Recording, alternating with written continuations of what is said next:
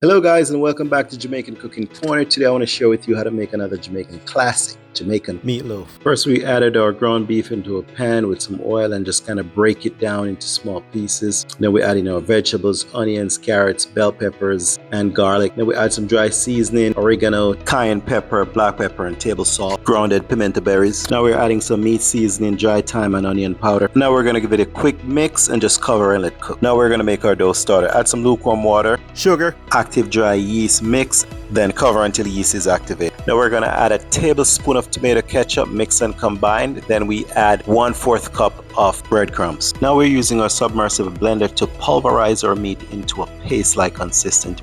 Now we're adding soy sauce and water. Now that our yeast is activated, add our flour and some salt, some sugar. We're just going to use a stand mixer to combine and mix all the ingredients for our dough. We're adding some butter and water as we mix. Now our dough is nice, soft and supple. We're going to open up our pastry mat and add some oil on there.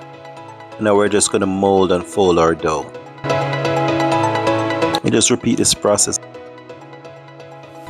Dough we're going to put that aside and let it sit and rise for about an hour. After an hour, our dough is doubled in size and we're going to deflate and just mold and fold it. And just like that, we have each cut of dough for our meatloaf. So on a baking sheet, we're going to put some parchment paper. Now we're using a rolling pin to roll our dough into a flat round circle. Then we add a generous amount of filling to the center of our dough. And then we use a fork to seal the edges and a pastry cutter to cut the rough edges off. And we're going to repeat the process for individual piece of dough where we use our rolling pin to roll the dough flat and put the filling at the center and seal up the edges with fork and use the pastry cutter to cut the rough edges off so we have a nice sealed loaf.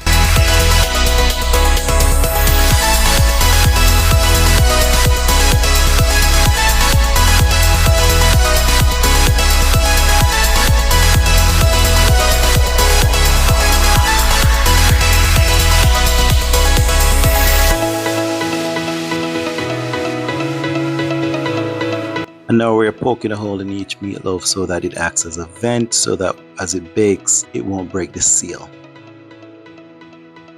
Now we're going to bake these in the oven at 370 degrees for 22 minutes. After 22 minutes, this is how they look, nice and golden on the top. These came out perfect. The house right now smells like a pastry shop. These meatloaf came out perfect. Now it's time for the taste test. So we break into it, take our first bite. All that flavor just hits at once. It doesn't get any better than this.